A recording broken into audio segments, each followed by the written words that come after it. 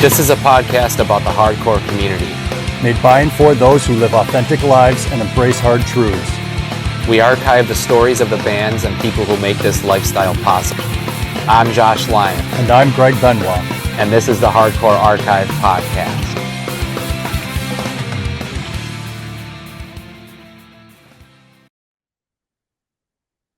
All right, welcome to Enterprise Hardcore. Oh, Jesus Christ. I'm thinking about fucking before Greg joined. All right, Greg, we'll start from here. Welcome to Hardcore Archive Podcast. I'm your host, Josh Lyons. Greg won't be with us tonight, but I'll be holding down the fort. We're going to have Grave Heist on for the second time tonight. We'll be talking about the new stuff and them coming to Rochester for the first time and a bunch of other stuff. As always, give us a follow on Instagram at Hardcore Archive Podcast, at Enterprise Hardcore. As I'm going to reference on the episode, I got a pretty big thing coming up in Rochester, spreading the Hardcore Reality Fest. 2 days in Rochester, 1 day in Buffalo. Check the Instagram for more information. Tickets are on sale at enterprisehardcore.bigcartel.com. The guys we're talking to tonight obviously are playing. Got a couple records coming up too, so check the Big Cartel for information on that. Tons of shit coming up in Rochester, Buffalo, Syracuse. Just keep your eye on social media for information, obviously. But yeah, so we're live from the Valley, the downstate jungle. Hardcore keeps calling, we keep balling. Is that the last line, fellas? Yeah, buddy. So yeah, like I referenced, we got Grave Heist back on the podcast. They were asking me before we officially started what my favorite song on the new EP that we're going to be talking about is. So now I think they know. These guys are that Full Control, baby. We call it Janet. Full Control, that's right. These guys are really good at writing quotable lines. It's a pretty smart thing to do in the era we live in, I feel like. So yeah, we're gonna be talking with Ethan and Dan, right? Dan Shaw. Yep. Tonight. And we'll be talking about the new shit. So how are you guys doing tonight? First we'll start with Ethan, then Dan, I guess. Yo, I'm doing good, man. Just living life. Fucking in the downstate jungle, baby. Yeah, we living it up. Hell yeah. What about you, Dan? I'm good, man. Good. Yeah, crazy weekend, but made it through. I'm glad to be back, man. It's good to see you. Yeah, it's been a crazy week for me too. I mean, the last couple of days have been kind of chill because my kids were at the lake. I was gonna bust balls if Zach was on because I think he's the real. Maybe you're a Yankees fan too, Dan, but I feel like Zach and I were talking last time, and I was gonna bust balls because you guys canceled last Sunday when the Dodgers were on primetime baseball, and I would have been busting balls while Shohei Ohtani hit the longest home run of 2024, and instead we're recording tonight while the Yankees are playing. And mysteriously, Zach's not here too, so that might be not a coincidence too. Yeah. That's. He was watching a Yankee game last time, so I don't know, man. It's fate, I guess. I think it was Yankees Dodgers last time because I'm a big Dodgers fan. I feel like we were talking shit, and they don't play each other all that often. No.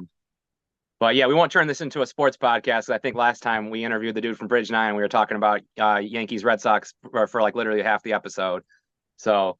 But yeah, you guys, you sent me 6 new songs last week. What is that going to be? An EP you guys are releasing? E. So basically, the 6th song is just a re-recording of an old song.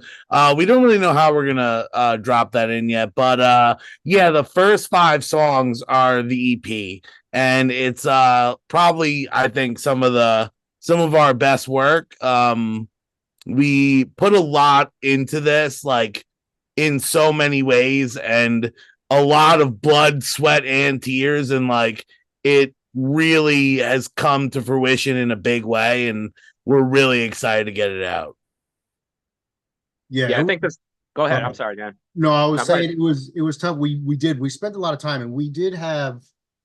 I want to say I think we got like another 3. We got another handful of songs. And so we're kind of like, all right, what are we going to put on? What are we going to run? And then so we ended up zeroing in on the 5 to get those done, finished. And during that process, we had scheduled this recording. I don't know. Before we decided to record, it was, I think we gave ourselves like almost 3 months, right, E? Yeah, pretty much. Yeah. And then in that process, we had a falling out with the original bassist. And you know what I mean? So we had to kind of pick that back up. So Josh, that's in the band, the other guitar player, his brother Aaron, who we used to play with forever, he actually had to record the bass lines on that EP because we're still in the process of, picking up somebody else to join. And And he killed it. yeah, Aaron did, man. He did. And as far as that, we ended up picking up our new bassist Kevin, Mr. KP, man, and it's a great addition, man. He's really come through, man, and picked all of our music up right away, which was great. That's cool. Are you guys planning on dropping this as like singles or just like as a whole EP? Or have you thought about all that yet? Or I think we're gonna do basically a couple singles and maybe like another drop in a different way that I don't want to mention yet. But yeah, it's gonna be basically you're gonna get maybe 3 singles and then the full EP. yeah. Yeah, there's a couple songs on there that definitely stood out as singles. The one that I mentioned, and then again, I was telling you guys before, I'm not good with names of songs, but the last one you shout out Grave Heist on that one too, and I feel like that could be a good standout single too. I just think I think we talked about this on the last interview because I think we all like hip hop. Well, I know we all like hip hop now from talking to Dan too, and I think putting your name in songs kind of comes from hip hop too. And I think it's a really smart move, and I think it makes people remember certain parts of the song more too. Definitely. I mean, as far as hip hop goes, I'm been heavily influenced. I got my best friend who I grew up with. He was a battle scratch DJ, so he got me all into that stuff at a young age. His brother was a pro DJ, so I got my hands on a lot of stuff as a young kid, and shaped a lot of the way I actually play and listen to music. And pick apart whatever Josh or Zach and whatever riffs they're making, whatever they're putting together. I take it in and I see a lot of the hip hop that comes out of it, even though it is, hardcore thrash, whatever you want to call it, whatever we're playing, but definitely heavily influenced, I think, everybody in this band, to be honest. And I think Dan and I work really well together in that sense because I constantly am bouncing my vocals off the drum beat, like whatever that may be. And he's constantly finding ways to have certain transients or certain hit certain like transients in my vocal. So if there's like a abrupt, really sharp vocal stab, basically he's gonna come in with a snare, so it's really everything's folk. There's a real groove aspect to the EP and a lot of our music, and I think that a lot comes from Dan and the combination basically of all of us. It's cool too because now with this new release that we're going to be putting out, you could see how we've grown as a band. We're a young band still too. It's only been I think it'll hit this March will hit 2 years we played our first show together. And in that, year and a half, I guess you'd say right now, we've done a lot. But as far as like growing together as writing music and putting it together, you could see how the sound has changed from the stuff that we first started playing into kind of like where we're figuring it out at the same time. It's been a blast, man. I'm hyped on. Yeah, it's funny because shout out to my boy Borsey. I was telling him about you guys last week because you had sent me the new tracks, Ethan, and he was like, "Oh, have you listened to them yet?" And I was like, "I listened to the first one, but my kids, I think I told you I tried to start listening to it. My kids got into it, and I listened to the next day. But when I listened to the first one, I was like, yeah, I think they're going for more of this like crossover sound or whatever." But then I listened to it more, and I was like, "This doesn't sound like that at all." I don't know why I said that to him the first time. Like you definitely, like you hit the nail on the head. I think Dan, you guys are definitely coming into your sound more, and I hear less of like a thrash or a crossover influence now, like with the whole package. You know what I mean? Like, and it sounds more just like Grave Heist. You know what I mean? Like Great. what you were talking about with the vocals and the drums. Like I think you definitely have a unique vocal style too that works well with the sound too, Ethan. I don't think like we try to be like different. I think it just happens like as far as like our organic process. Like I don't, we have 2 different guitar players that like write pretty much like starkly different material in some aspects. That's why the song Split Decision, which is like in the middle of the EP, is so like drastically different than the rest of the EP. And it kind of like makes a blend that we all really like, and we hope like people who listen to our music like it as well. Is that what made you? Because I was thinking about that when I was listening to the songs again today. Is that what made you guys choose to order the songs the way you did with those songs? Or is that? I guess a good question would be too to peel the curtain back. Is the songs you guys sent me in the order, like the 5 songs? Is that the order they are in the EP or whatever? Dan, you should take this and explain the boxing shit. Well, I mean, it's funny. If you look, we started realizing that too. I mean, as far as going back and looking at how you wrote the lyrics, and then you look at the titles of the songs, there is kind of like a story behind it, I guess you'd say. But it's more of like that story. I guess I don't know. We were kind of looking at it like almost like a I don't know, like you said, like a It's like chapters. It's like yeah, chapters yeah, of in the life of. But you can gear that towards anything. It could be anybody working their ass off. You know what I mean? At the bottom with no help, and then kind of bringing it all together for her, him or her, whatever it may be. But we looked at it because the names and everything was kind of sounded like a do-it-yourself, like kind of rep boxer, I guess you'd say, right? I mean, that's kind of what we're looking at it. But it's just funny that happened by accident. That was nothing planned, But then completely unintentional. yeah, it would exactly. I mean, you look at it, it's like it could go with anything, like I just said. So It's funny. it's It's funny with it. it's kind of like an accidental concept album, is what you're saying. Then it sounds like. I do feel that way. I mean, more and more I talk about it with Ethan, and then we got together, the last couple of band practices, really talking about it. Like, oh shit, it is. It was kind of by accident. Is the artwork that you guys are going to have for that, is that going to incorporate into the theme with all that too, or are you not going that far with it? Yeah, definitely. We're gonna try and get some of that influence into the artwork. And the artwork is actually being done by this dude, 1,000 Styles. I actually don't know his real name, but dude, if you look him up on Instagram, like 1,000, the number of styles. I mean, he has some great work, and he's doing poster work for like Metallica and the Foo Fighters and Queens of the Stone Age. I know Queens of the Stone Age and the Foo Fighters kind of count as the same because but I don't think Dave Grohl's in I don't remember, but yeah, no, it's gonna be great. Yeah, he's a That's hell dope. of an artist, man. I'll tell you, if you have a second to check him out for sure. And I can't wait to see what he comes up with because we just sent him the tracks and we're like, kind of gave him an idea of what we're thinking, but we're like, yo, listen to it and whatever hits you, put it on some paper, man, and put complete faith in you because, like I said, he's definitely a hell of an artist. That's sick. Do you guys? I know we're doing the fest in September. What else do you guys have planned? It sounds like you're working on a bass player. So are live shows kind of limited until that all gets worked out, or? Go ahead, E. No, we have a bassist. His name's Kevin, Kevin Platt. He used to promote a bunch of death metal and like metal shows back in the day, like deathcore and stuff like that, up more in Brewster area and like Carmel. But he's brilliant. Like we only didn't use him on the EP because we were, like trapped for time, so like if we had more time we would have taught him the parts and he would have learned, but like he's amazing, and like we've already played our first show with him and he really nailed it.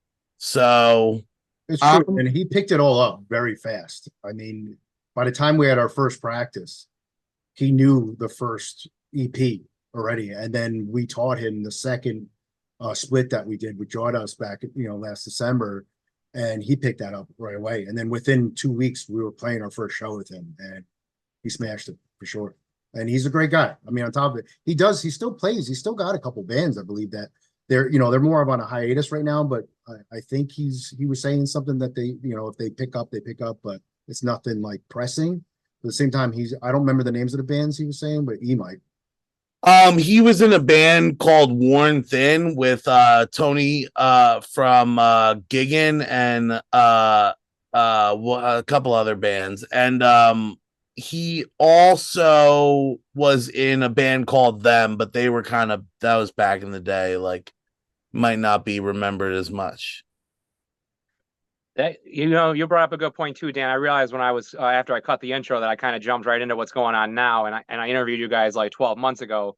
You guys did the Grave Dust split towards the end of last year with Jaw Dust. Did you guys play a bunch of shows with them after that too, or? I remember during that time period, like right before the release, we did do a release show in Jersey with them. And then they were saying they were all involved in other projects. So they were kind of going to take some time off from what they were telling us.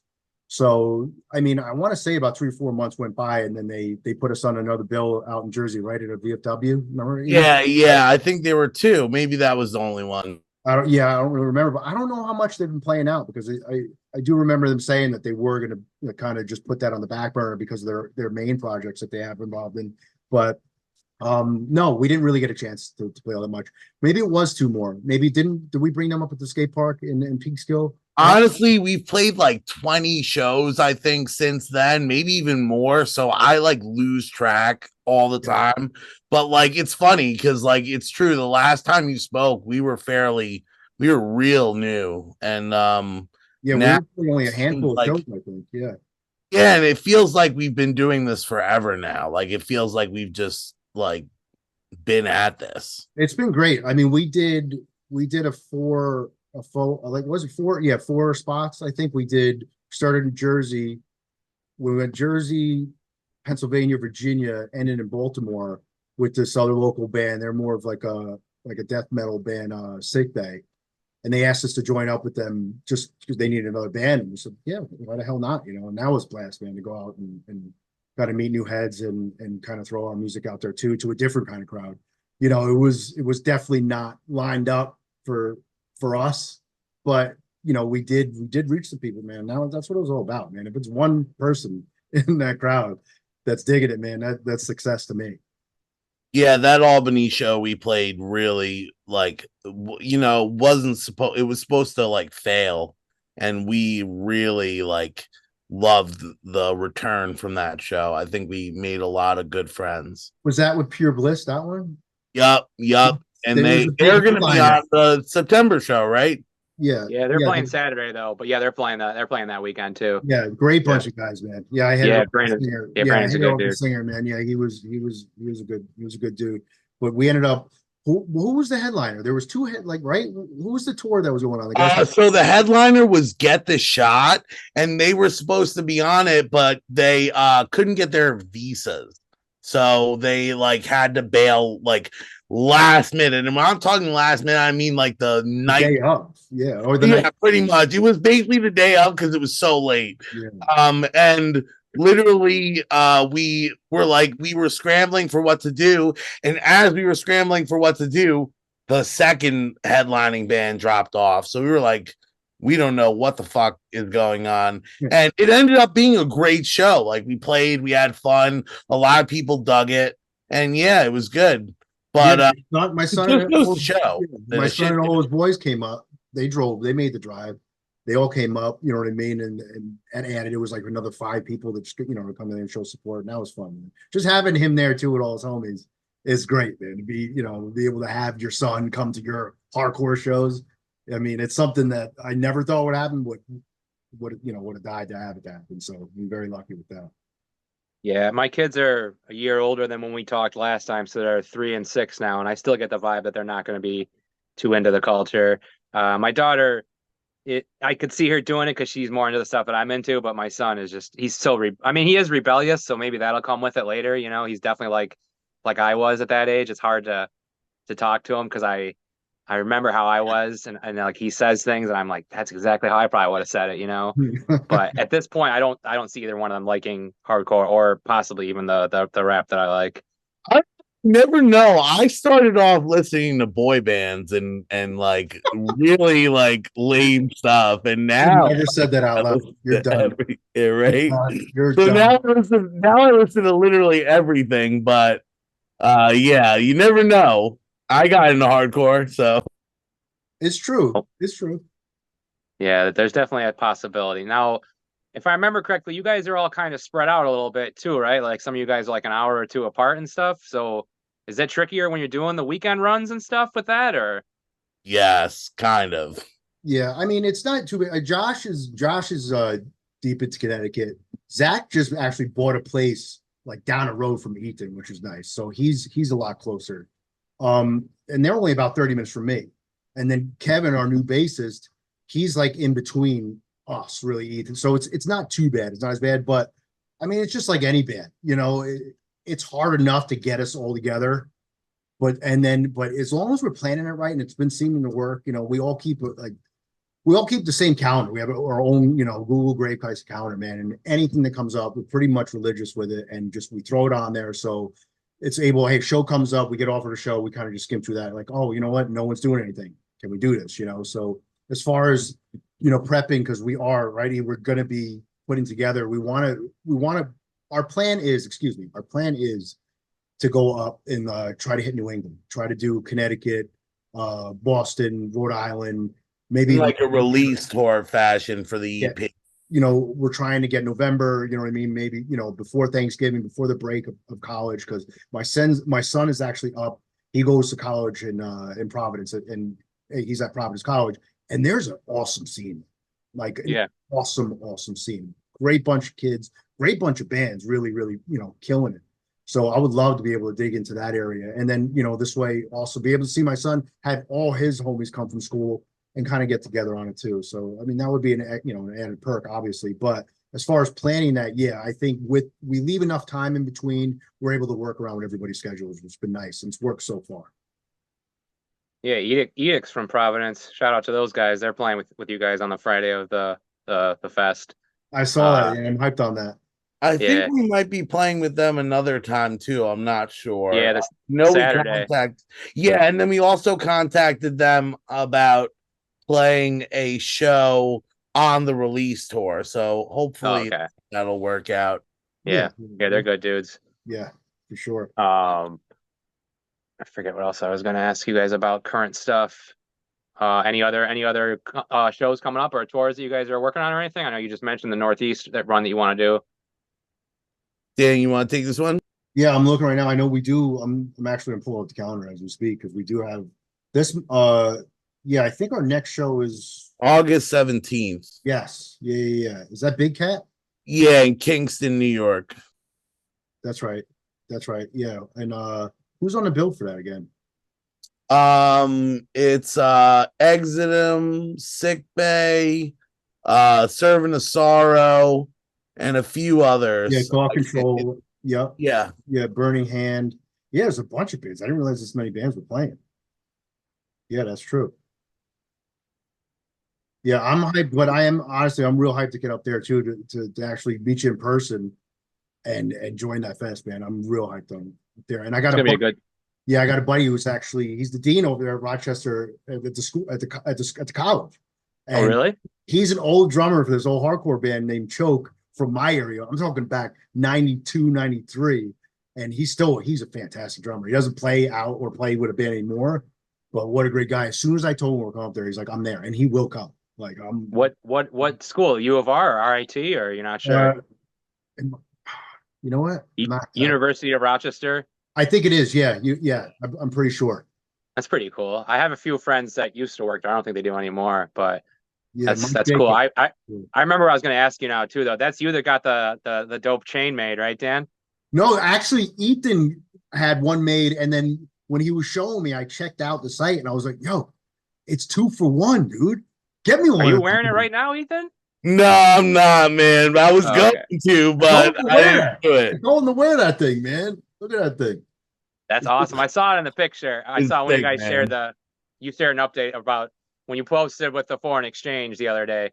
Yeah, I saw it in there. Yeah, I think it's like a gift. I was like, "Hey, thanks for the gift," but yeah, dude, he said that to me. Like, that thing is ridiculous, man. I need one of those.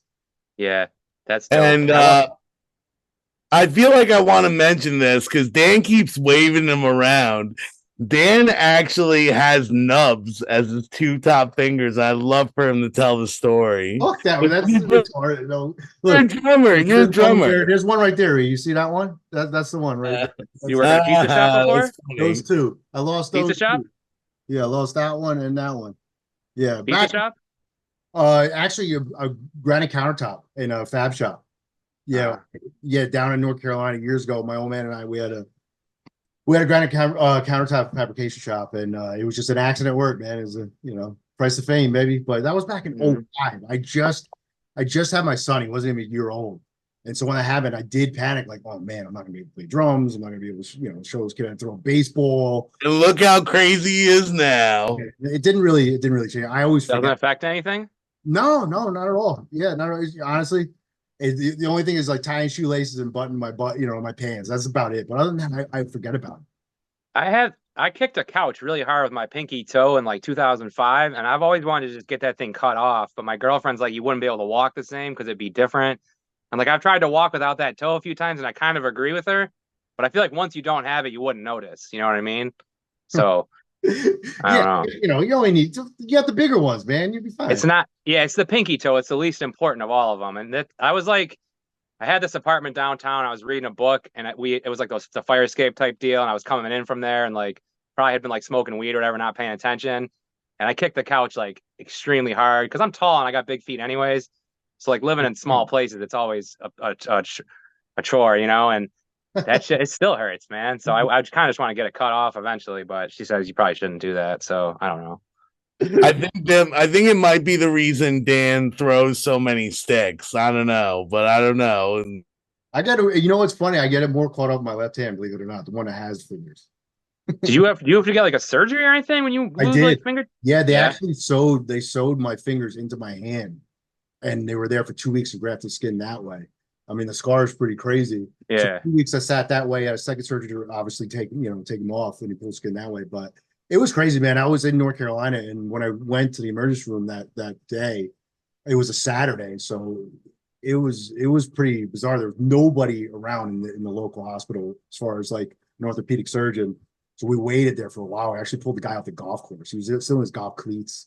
And yeah, and he was like, well, Diane, there's not much you can do.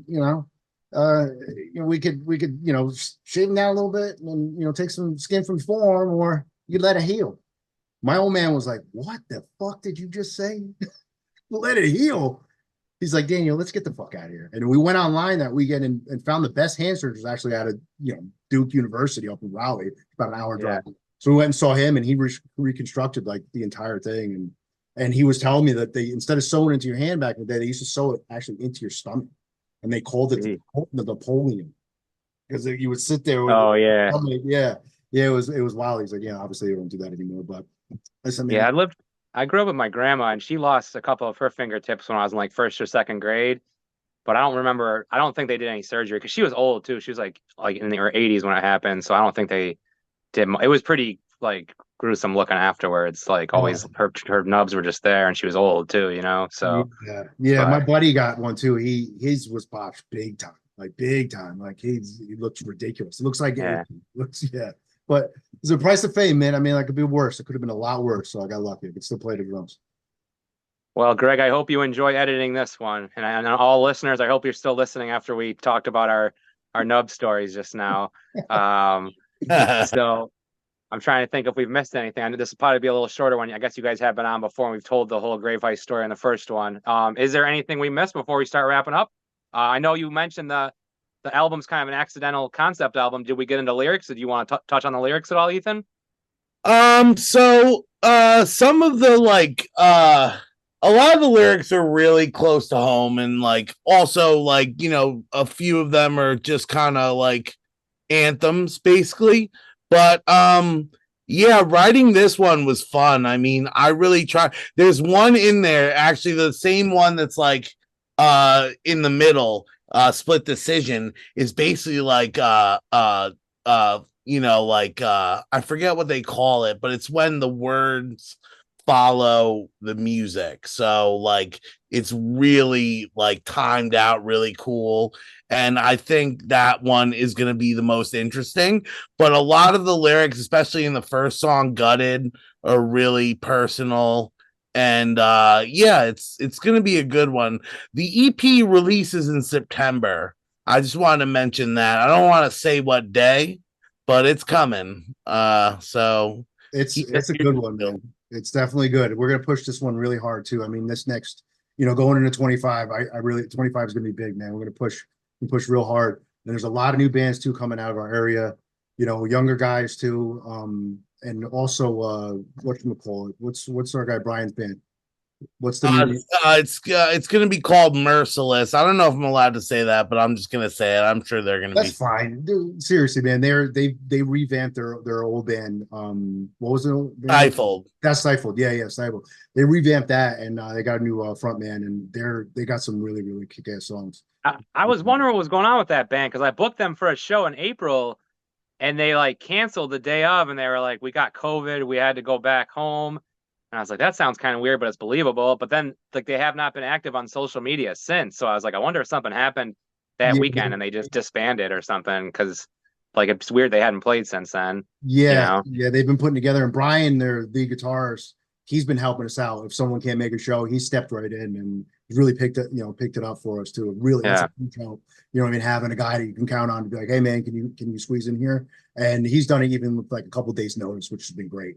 But so like I was saying, though, there's a lot of young bands that are out there. There's that are from this area that are they're making some noise. This 25 is going to be fun, man.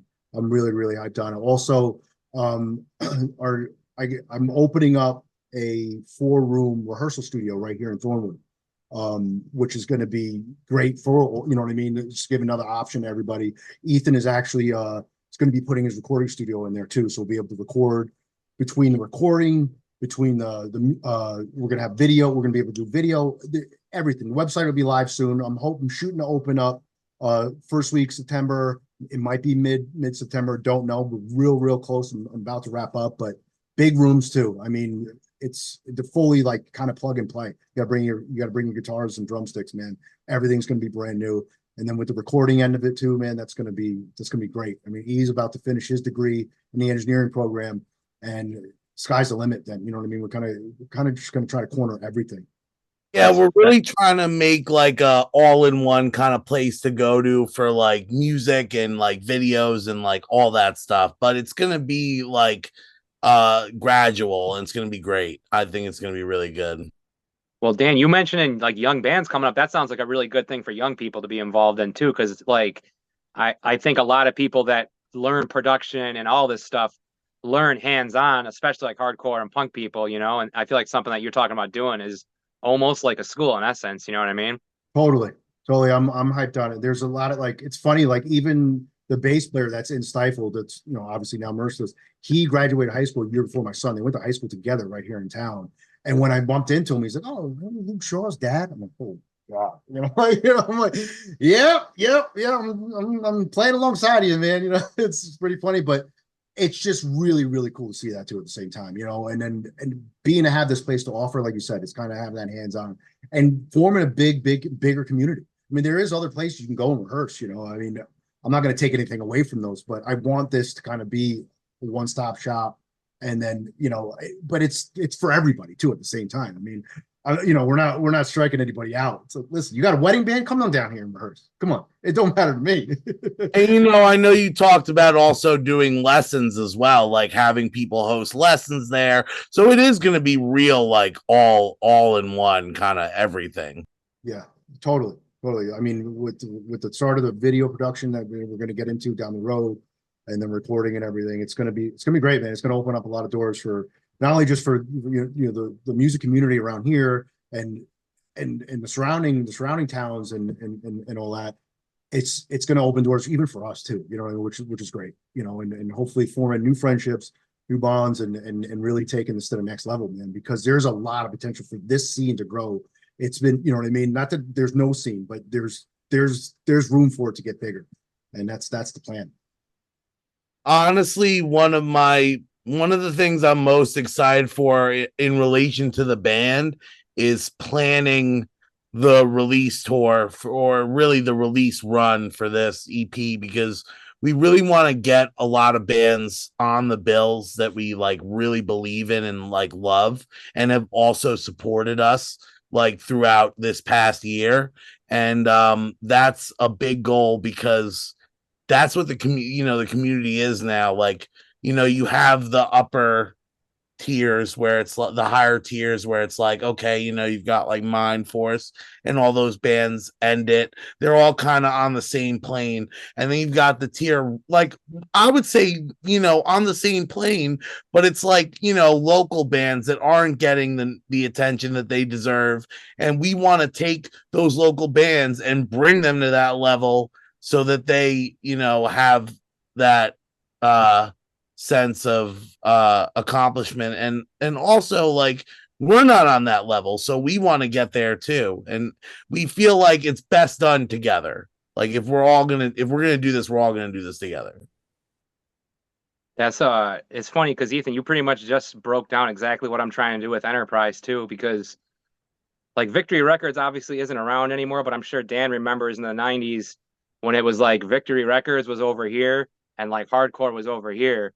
And not to shit on any big bands that are around right now, some of the bands you mentioned and some of the bands that I won't mention, but it definitely feels like that is what's happening now, basically, like with the fest culture and like the big bands.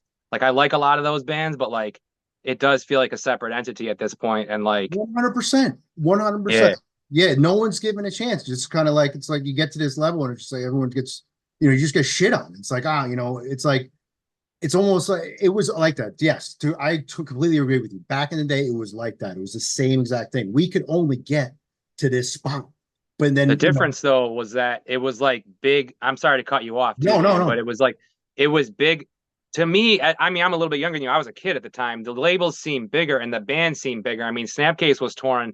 I mean, shout out to Snapcase too, because they're good dudes, but they were torn with like Deftones and like all these bands that were blowing up at the time.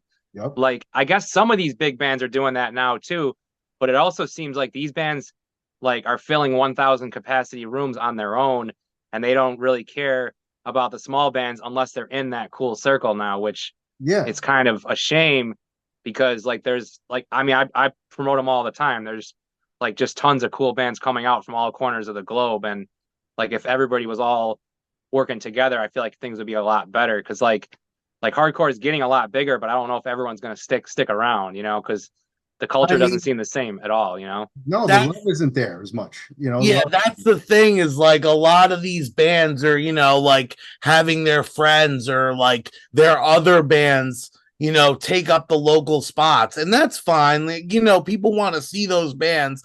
But at the end of the day, you're taking spots away from local bands who could really use the promotion and like the eyes and ears.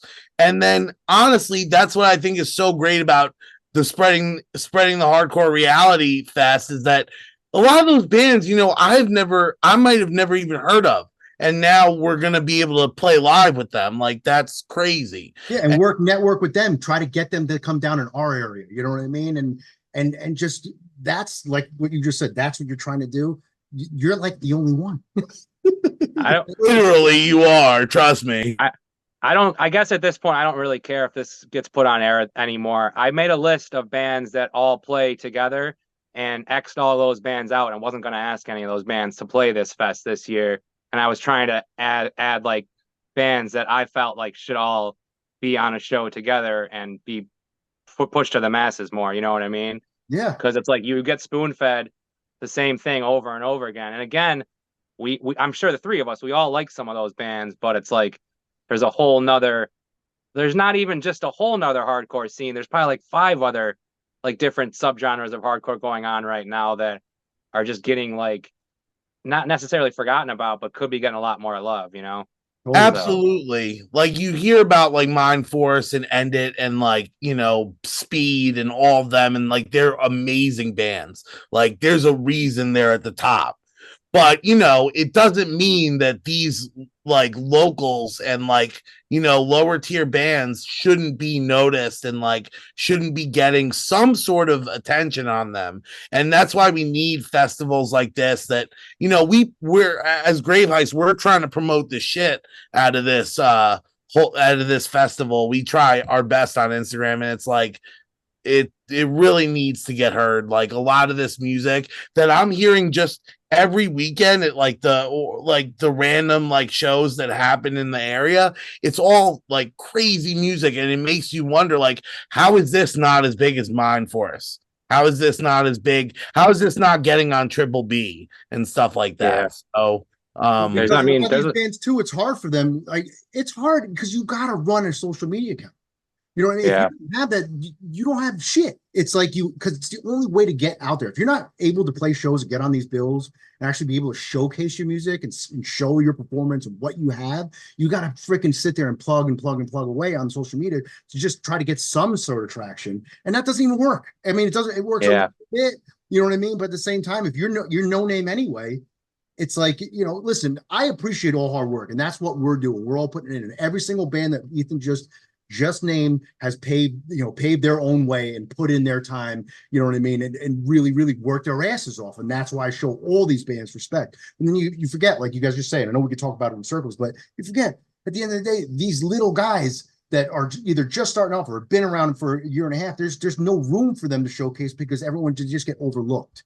Just get overlooked. And it's like, oh, yeah, they're a good band and all that, but it's like, nah, I'd rather go, I'd rather get so and so from 2 states over to play in here, so maybe we get some asses in seats. At the end of the day, man, I mean, when these bands either are done, you know what I mean, or just they're done not playing anymore, or they just hang it up, or they go back into writing and they're gone for 2 years. These other guys, you gotta have them coming up, filling up the spots, and giving their time to shine. So yes, I agree with you totally, man. Like you've built this 2 day of like showcase bands that that we're all going to be able to get together and actually like form relationship. And I'm really pumped and looking forward to it. And I appreciate it. it's just as much a networking event as it is a show. 100%. that's funny because we again bringing back to rap. I don't know if you've ever heard of this, either one of you, but there's a couple of them, but I think the big one was Jack the Rapper. There was Yeah. all these rap conventions in the 80s and 90s where all the rappers and rap labels would all congregate in like Atlanta or someplace. And there was a couple like notorious brawls amongst labels and stuff, but not the brawls, but everything else. Like that was my idea too with this is like we should all get together and have kind of like all these bands networking together all on the same day. You know what I mean? And the only thing I will say, like a positive again, because I don't want to just shit on. I don't want it to sound like I'm finally shitting on this stuff since I've been dancing around it on this podcast for like a year and a half, and I finally have basically am shitting on it with you guys right now. But I do want to say the one positive that I've always said has come of these bands is like what we're talking about, like a million bands and like more people are into hardcore. I'm Yeah. not positive. I'm not positive that because of these bands in particular, but I think a lot of it is because during COVID and TikTok and all that, people started finding out about this shit. And like I remember when I went to go to like I think it was Zulu that played here like not long after everything started really getting open back up again like 2 years ago. And I was like, yo, I've never seen any of these people at shows before, and half of them don't even look like hardcore kids, you know? And I know Zulu is a good example of a band that will bring like diverse people together. But like I feel like hardcore is a lot more like that now. And whether it's because of big bands or bands like Gel or whoever it is, I am happy to see, because like being into hip hop and my grandma was Colombian, like the diversity in hardcore is something I've always wanted to see. And I think that's at an all-time high right now, which is definitely a positive. I'm half Dominican and I see so many like Spanish kids coming out, and it's like, I want to see more of that. And a lot of it is that these bands got famous, by creating great music, and that music is like kind of ear candy, especially on TikTok and all those sites where they're seeing all these kids like go crazy in the pit and throwing hands, and they're all like, wow, I want to be a part of that. That's the great thing about this, and that's what we need to keep alive, even extended into the local realm. Yeah, and that's kind of like I try not to sound like too gatekeeperish, like when I post things and when I do things, but like I try to introduce people to what I feel is like the real culture of hardcore. And like I think everybody, wherever you are listening to this, like in your local scene, I think you have all met the people that are around currently that will still be here in a few years. And like we all trying to kind of gravitate toward those people because it does seem like there are some people that are just here for, the fun or whatever is going on with hardcore right now. And I mean, for all we know, though, I was thinking about this the other day too. Like, maybe this won't go away. You know what I mean? Like, maybe hardcore and underground culture is just a popular thing now, because You like know, rap was underground until a certain period of time, and then it blew up, and now it's always been at a certain level, and it just keeps getting more popular. Like, and maybe hardcore will always be popular. It might just And then we might just look have at to get used to skateboarding. it. You know, Look at what's that? skateboarding. You know what I mean? Yeah, That's what happened with skateboarding. I mean, it's in the damn Olympics now. You know what I mean? Like exactly. I skated my entire life. You know what I mean? To where it was like you got thrown out of anywhere. We didn't even have a skate park. There wasn't even a skate park to skateboard. Now it's just everywhere. Like if you're from the age of like 12 to 25, you know how to skate. You know what I mean? It's like it doesn't matter. You know what I mean? It's like, oh yeah, skate. Yeah, I can skate. I can skate. You know, Listen, if go. that's where this is going, shit, I'll take it. You know what I mean? I'll take it because it's just more people to bring together and a way to just fulfill this dream of mine, either whatever, anybody playing music and writing music and be able to show their art and have people relate to you for what you're giving them. I mean, if that's the case, hey man, I'm ready for it. But I'm just looking for these bigger guys here and there to just kind of give a hand down and like, hey, come on up for a minute, man. You know what I mean? I mean, if Gojira can play the Paris Olympics, I feel like anything's possible. And then also you've got like people like my teacher who were saying things like the next big music is going to be scarier and scarier, and like that's going to be the new thing, and that's kind of what hardcore is. It's not meant to be scary, but that's what people associate it with. So Well, if I that's think true, then I'm welcoming it. I think the last thing before we really start wrapping this up, because I don't think we're really talking much about Grave Heist anymore, but this is probably one of the better conversations I've had that doesn't involve like a band in a while. Um,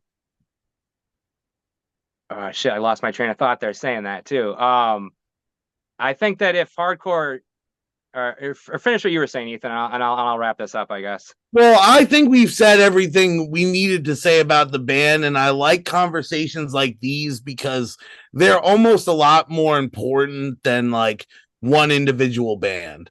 So, this is like really I'm glad we had this conversation, because if it's put somewhere, maybe people will see it and maybe things will change. Yeah, I mean, I honestly, we've gotten shown a lot of love. When we started playing, there's a group of kids that's kind of growing and growing that's been following us, man, and they've showed us love this entire time. And that to me is the best part. You know what I mean? You got people supporting you like that, and then these other bands like that we play around locally with, all a great bunch of dudes. Like, you know what I mean? Kind of compliment what you were saying. It's like, you kind of gravitate to those people, and they are there, and we're willing to, we're even us. I mean, after I say this, I'll let you wrap it up. But my wife's a high school English teacher, and she's teaches juniors and seniors. They had this like arts on the lake or whatever the hell it was a couple of weeks ago, and there was a young 4 or 5 kids playing in this this like metal band, I guess you'd say. They're all cover songs. They murdered it. I was so pumped. So after the show, I walked up to him and I said, "Hey, guy, you guys got any original stuff? I mean, you guys are in a band." And guitar players like, "Yeah, I got like 2 songs," and bass players like, "Yeah, I got one." Drums like, "Yeah, I've been working on this stuff." I was like, "Dude, that's what you got to do. Bring that stuff." I said, "Listen, man, give me 15 minutes. Give me 2 songs, throw in 2 covers. I'll put you on our next show. All right, here's my info." You know what I mean? And they were like ecstatic. They lost it. They were like, "Oh my God," one kid ran to his mother, "You're never gonna believe it." Blah, blah, blah. It was so freaking cool. And that right there alone was just like, that's what I want. That's what I want. I want kids that are hungry like that. You know what I mean? They just can't wait to just perform, even if it's to like two people. They don't, So it's there. It's just how do we get this all together, man, and keep it going in a way that where it's actually, I don't know. I don't know how to say it. I'm talking in circles. Go ahead. the the point that my burnout brain got lost on earlier is that I think I realized that a big part of the reason why I think this isn't going to go away and it's going to stay here for better or worse, and I think we should try to do the better for it, obviously, and look at the better of it, is like obviously media is consumed completely differently now than it was 30 years ago, and the influencers or tastemakers or whatever you want to call them in entertainment are all different now too, even with hip hop, you know what I mean? Like nothing's on TV. Like I mean, as far as I know, like nobody gives a fuck about the radio anymore either. You know what I mean? Like it's all off of like YouTube, TikTok, Instagram. Like that's where people that I know of are getting their information from and learning about different kinds of music, aside from going to actual shows and seeing, the stuff firsthand. But like for stuff that is from a different city or a different culture, like I feel like this is not it's not going to go away because it's always going to be there now, and people want to learn about different things. Like there's just so many crazy things on the internet, you know. So I don't think it's going to be underground anymore, you know. But it's fine. You know, the way to get this all to happen is to get the youth to make music. Because if you flood the scene with new bands and like all these people trying to like make music and also people the assets like filmographers and people who do video and like people who promote shows. We need all those people to come in and start doing shit to make this as big as it needs to be, so that the local bands don't have to always rely on getting signed by all these big labels. One of the biggest problems is that there's no access to vinyl. And that's not really a label problem, that's a world problem. But like, if we can get these kids and like any artist access to these assets, like all of what I just said, then we can really get them noticed and like be on the level of like those.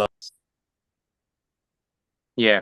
Yeah, I think that's a good way of putting it. And I think, like I said, I think just trying to all work together and seeing the best way we can make of the situation, I guess, at this point, and just trying to all be on trying to create a level playing field as best as possible is probably the best way of doing it.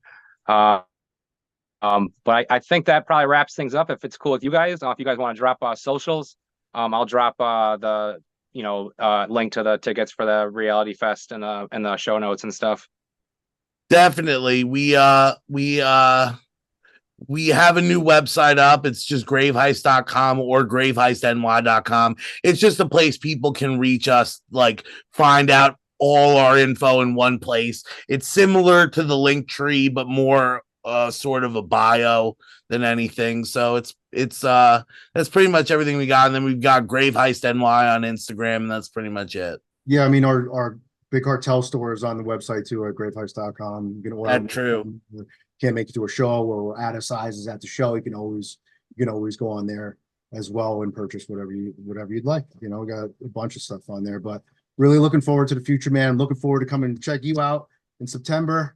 You know, I'm definitely have to have all these new bands and ready to go. And shout out to Kevin, our new bassist, man. Happy to have you. Archive Podcast is Josh Lyons and Greg Benoit with creative support from Rob Antonucci. This podcast is a product of the Rochester hardcore community. Theme song provided by Stand Fast. Visit Hardcore Archive Podcast on Linktree to listen to past episodes. Follow Hardcore Archive Podcast and Enterprise Hardcore Podcast on Instagram for updates. If you have an idea for an episode or would like to have your band's music featured during the closing credits, please contact us at hardcorearchivepodcast@gmail.com.